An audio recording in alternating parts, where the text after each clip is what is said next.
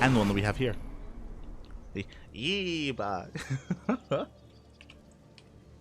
Here we go. Spawning in the top left-hand corner of Babylon, we have our Canadian Protoss player representing Team Basilisk. It is Trigger. And spawning in the bottom right-hand corner, we have as opponent, we have the Polish Protoss player representing Psystorm Gaming. It is Gerald.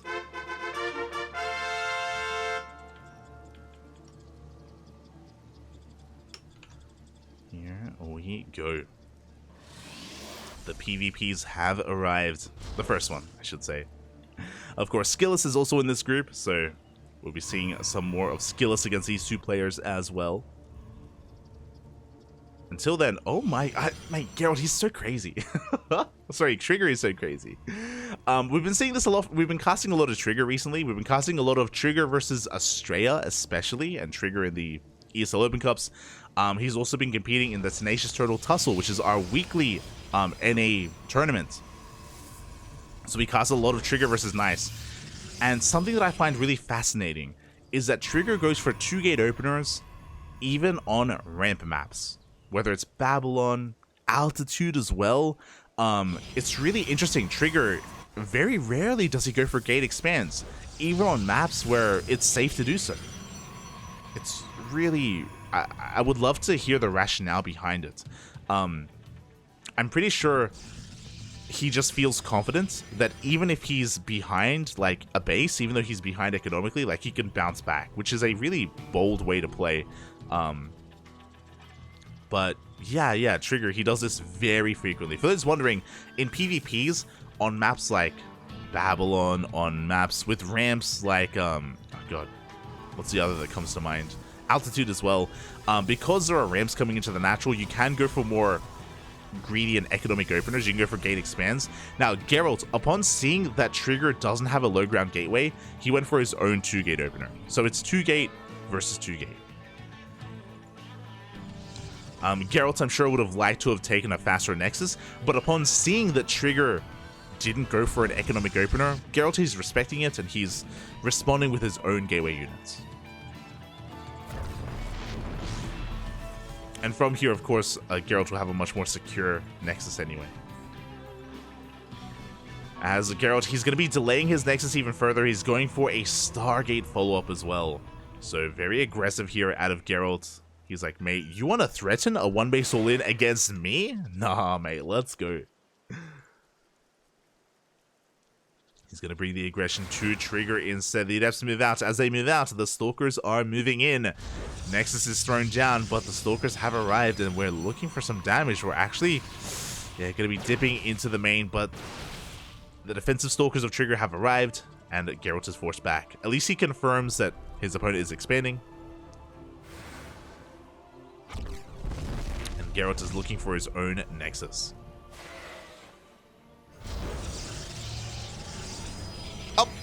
Oh, Trigger, he does slip into the main. Very important shade here. Forces a recall of these Stalkers. Probes are going down. 2 Adepts do one-shot workers, by the way. Oh. And he will get a 3rd probe.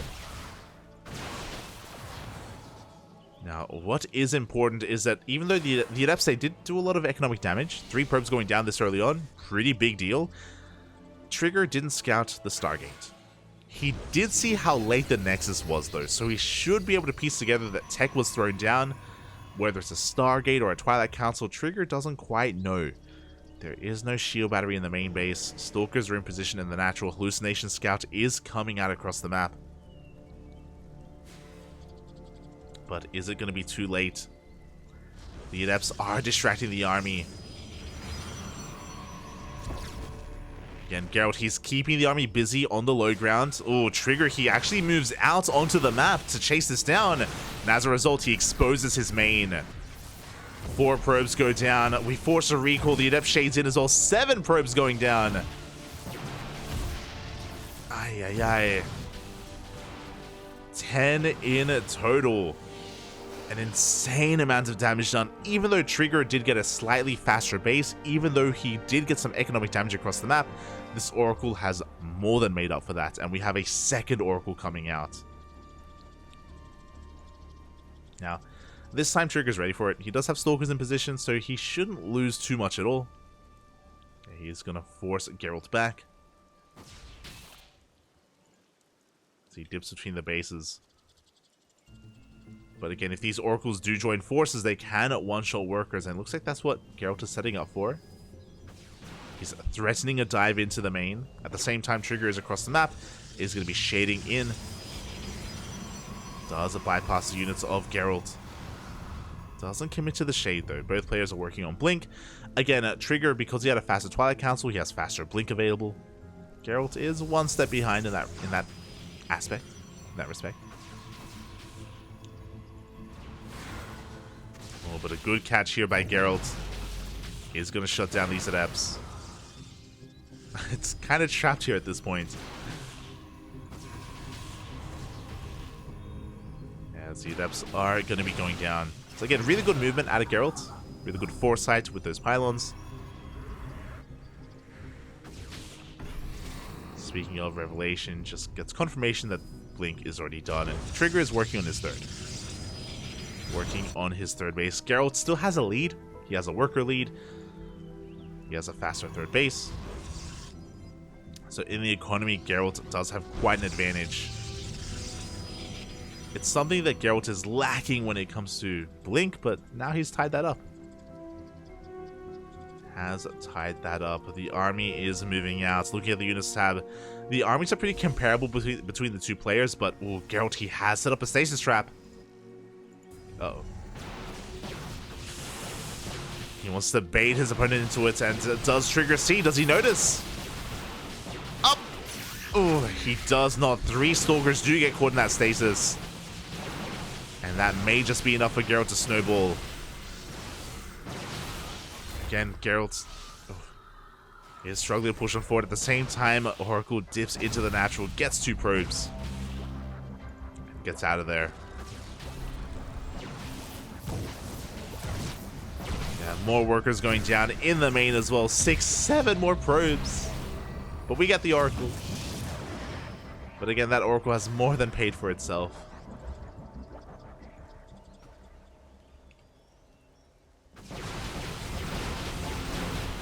Geralt pushes on forward once again. I don't think he has enough to break this location, but we'll see. If he does have superior blinks, he can break him, or he can like find some damage, find some value. Oh, ends up losing a Stalker though. Likewise, takes down the Stalker of Trigger. They trade 1 for 1. Back at home, third base is being saturated. Geralt maintains his worker lead. Gateway Explosion is upon us, +1 as well. We have a Dark Shrine on the way for Geralt.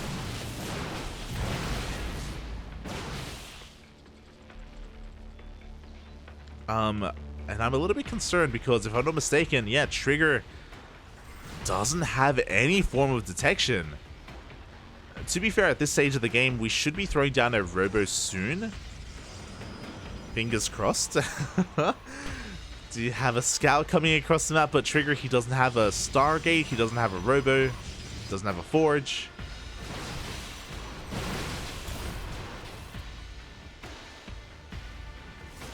Hallucination gets eyes on the 4th base of his opponents, and that is going to prompt Trigger to expand.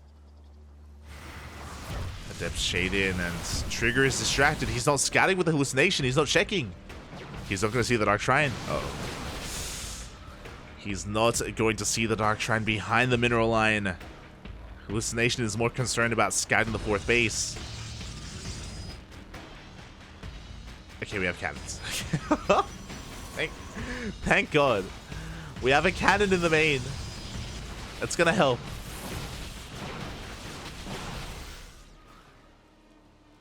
But we don't have a cannon anywhere else. These DTs, there's a lot of potential for damage here. Are they gonna get spotted? Trigger so far, he doesn't see, he doesn't know. We have the main army that's going to be threatening in between the bases. Looks like Geralt wants to try to drag Trigger out of position, and now here we go, the DTs, they come in.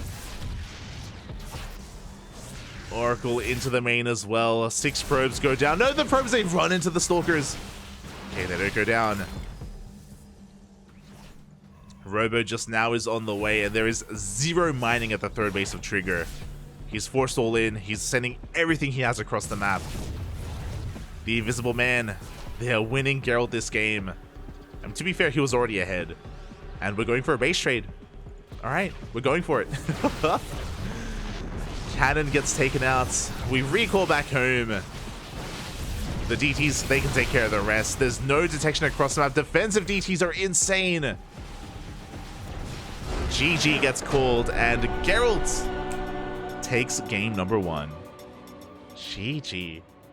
Killing over 30 workers across the map. DTs, they're dangerous in a lot of matchups, including PvP, as we just saw. Sometimes you just don't have any detection, and unlike Terran, you don't have a scan available. Unlike Zerg, you can't just morph in an Overseer if you have a lair. Like Protoss, you need to throw down a tech building of some kind, and Trigger didn't have it. Did not have it. GG, well played. Gerald takes game number 1.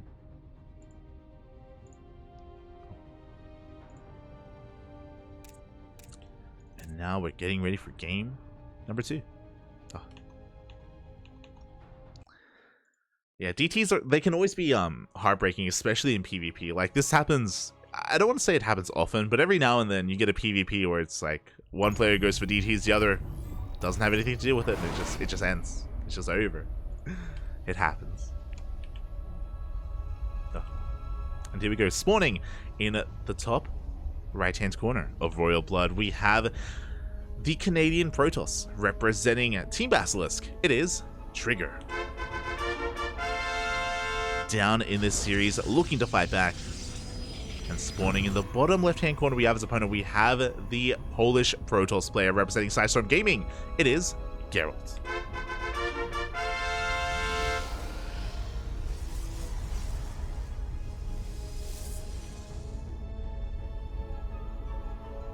Here we go. Now, what I should say, even without the DTs, even without the Dark Templar, Gerald was looking very dominant in that last game. His ability to harass, to find economic damage, to just get ahead when it came to the base counts. Like, Gerald's Oracle and Adept Harass was pulling Trigger apart. Again, even without the DTs. Gerald did find himself in a lead overall. Or with a lead. So, a pretty impressive performance out of Gerald. He's going to be going for a 2-gate opener, so is Trigger. Bearing in mind that we had a pretty wild opener in that previous series. Oh, sorry, in that previous game as well. As Gerald is going to be hiding his probe. Uh-oh. What do you have in store for us, Gerald? What are you planning? This wouldn't be a bad location for a proxy Twilight Council. No, is he going to go DTs again? No, don't do it, Papi. Don't do it. Don't hurt Trigger like that. Oh, God. Not like this. What's it going to be? The Cyber Core is still on the way. This is very out of the way. I'm feeling a proxy Twilight Council, but we'll see. Cyber Core is done. Whew, okay. Gonna be a proxy Stargate. Look, I didn't want the DTs to kill Trigger 2 games in a row, okay? I'm looking out for his mental, Papi. I'm looking out for his mental. Thankfully, it's going to be a proxy Stargate instead. It should be for oracles across the map. As Trigger scouts, and I believe Trigger, he saw that the pylon was missing, so he's looking for that second pylon. Is trying to get eyes on it. He's checking these standard proxy locations, which is here towards the top left. And of course, right here next to the natural as well. And because this location is so far out of the way, it is going to go unscouted. And Trigger is not going to be aware of what is going on. Yeah, we can see his stalkers are being sent out, scouting the right-hand side as well, looking for the other proxy locations. He's trying to figure out what exactly is going on. Off of one base, Trigger is going for a very fast Twilight Council. The wall is not a wall. Oh, a bit of a misplaced gateway there. The Adepts, they do make it in. They do bust into the main base. 4 probes are going down. Ay, ay, ay. We're going to get 6, we're going to get 7, we're going to get more than that.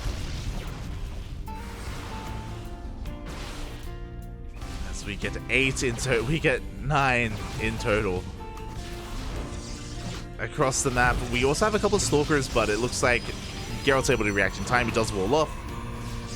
And the Oracle dips in to clean up whatever is left. 13 workers in total. Trigger, he barely has an economy. He's going to be able to shut down the production. Very nice pick off here by Trigger. Depowers those gateways. He is making Gerald hurt, but this still pales in comparison to this. The gateways are repowered. Stalkers are coming back out. And Trigger is down over 10 workers. Oh boy. Meanwhile, Gerald, he actually allowed the Cybercore to finish, so a little bit inefficient here. Does waste some resources. But he gets 2 more probes across the map. Nexus is on the way. With this Immortal production, it looks like Gerald is going for a 1-base all-in. Gerald, he's going for the 1-2 punch. Like, he's already crippled the economy of Trigger. He already knows that Trigger, his army cannot keep up with what Gerald has to offer. He throws down a 3rd gateway. Yep, no natural. He's going to go for 1 big push.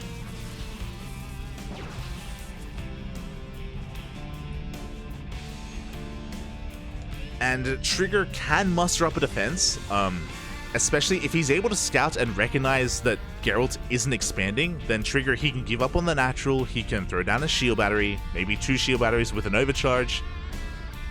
He could try to hold on. Meanwhile, my mistake, Geralt, he is looking to expand. Despite throwing down the 3rd gateway, like, he is setting up for a natural.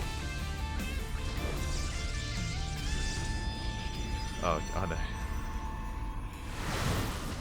Gerald, calm down, Buffy, calm down. The Oracles, they come back in, and yeah, may as well just macro out of this because there's just nothing left in the main base. 10 more workers go down. Trigger down to 13 probes. Gerald is expanding. He has Immortals to defend.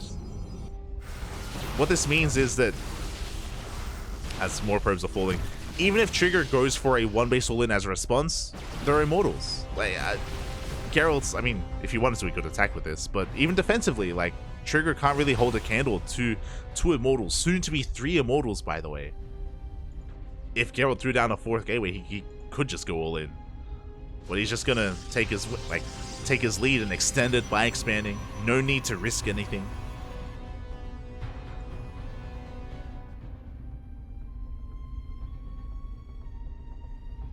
As the Oracle is still alive.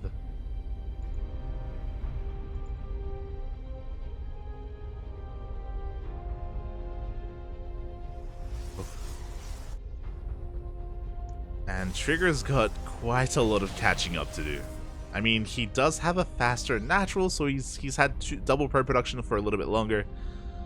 But the Adept Harass is not slowing down. The army is coming across the map. Yeah, we're going for probe damage. More probes are falling. It looks like an Immortal was picked off here. So, a little bit careless of Geralt. He has to be very careful not to be picked apart. Trigger is setting up for a surround. Best case scenario for Trigger, but as I say that, he's going to lose a Stalker. 2nd Stalker as well. Yeah, Geralt, he backs off, doesn't allow himself to get surrounded.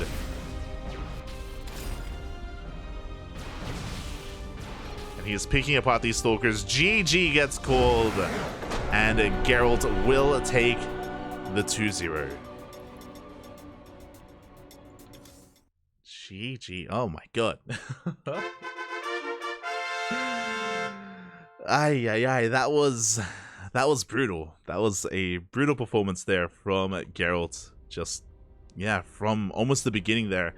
His proxy wasn't scattered. Even before the proxy, if you remember, it was the first 2 adepts. The first 2 adepts were able to get in and get 8 probe kills on their own. Let's forget about the proxy. The initial adepts just got out of control, and then we had the proxy come into play. Then we had the oracles dive in and just wreak havoc in the bases of Trigger. It was nothing that, or he was just having a really hard time keeping up, unfortunately. And then eventually. And then back at home, Gerald, he was setting up for, you know, a counteroffensive. He was setting up for, or preparing for Trigger to all in him with all those immortals on the way. And of course, eventually that defense turned into an offense, and Trigger just could not keep up. GG. GG, well played. Congratulations to Gerald. A very strong performance, despite the fact that Trigger is, I would say, one of the best players in North America right now. Top 3 alongside Estrella and Scarlet. Trigger is a very powerful player. And we have seen him perform very well, especially in a lot of these online weekly tournaments.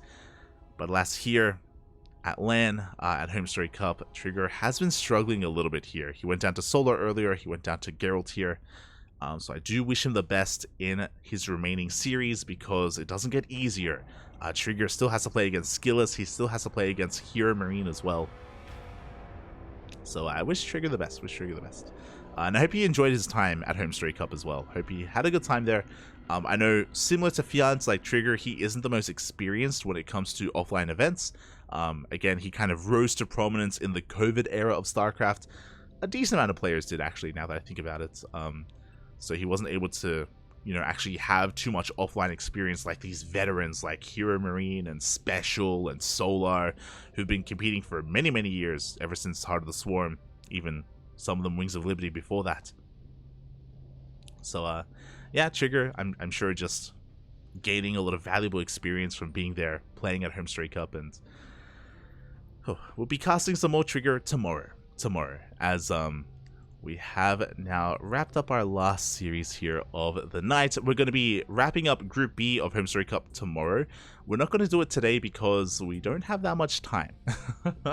Don't have that much time. What I mean by that is that we have another cast. We have another cast in an hour. In an hour and 30 minutes, we're going to be live with OSC King of the Hill. OSC King of the Hill is going to be starting on up momentarily, and we are going to be covering that on this channel. If you're unfamiliar with OSC King of the Hill, it does feature a lot of these players. Features players like Skillous, Gerald, MaxPax, Dark, Bjorn, and many others. Spirit as well, and many others. They play in a best-of-1 format, King of the Hill style, where the winner stays on, the loser is eliminated, and you earn money for every win you get, for every best-of-1 that you win. So yeah, tune in an hour and a half if you're available. If you are unsatiated and if you want some more StarCraft, we got you covered there with some live StarCraft. Again, this is a replay cast. OSC King of the Hill is going to be from live games, so look forward to that. Otherwise, thank you so much everyone for tuning in. Thank you so much everyone for watching. We appreciate it. Hope you enjoyed yourselves. Again, we're going to be concluding this group tomorrow, and we're going to finish up Group C and Group D in the coming weeks. Potentially. I say potentially because I know next week is going to be really busy for us. Masters Coliseum is starting next week, and from my understanding, Masters Coliseum is gonna start next week, and it's gonna be every day. I'm gonna have to, I don't think the full schedule is out yet, but from my understanding, Masters Coliseum is gonna be like every day for 2 weeks. So that may take our like main focus and our priority, and we may not be able to have like our regular like GSL cast or HomeStory Cup cast. We may have to prioritize Masters Coliseum. We'll see if we can like squeeze in multiple casts a day or something, or when exactly Masters Coliseum starts. We'll keep you guys updated on that event. Otherwise, thank you so much for watching. Thank you so much for tuning in. Hope you guys enjoyed yourselves. If you enjoyed the cast and if you want some more, then you can follow myself. You can follow myself over at light_VIP on Twitch and Twitter. Bam! You can follow me there if you're interested. I do stream whenever I can throughout the week. I try and stream on a daily basis, just some Zerg ladder gameplay. Nothing too crazy, nothing too fancy. So you can follow me there if you're interested. Otherwise, if you want some more of the CranKy Ducklings, if you want some more of the CranKy Ducklings, then you can follow us on all the social medias: Twitter, Facebook, Instagram, YouTube, Discord, all that good stuff. Exclamation mark socials in the chat for all of our links, where you're going to be notified for when we go live. Again, if you're interested. We have a YouTube where we upload all of our VODs on a daily basis. We have a Patreon where you can support us monetarily if you wish. You can also subscribe on Twitch, where you can gain access to our emotes. You can gain access to replay packs as well. Otherwise, thank you for watching, everyone. We're gonna be back in an hour and a half, so yeah, be there if you want some more StarCraft action. Until then, thank you so much for watching. We'll see you guys soon. Bye. Hasta luego, papi. Hasta luego.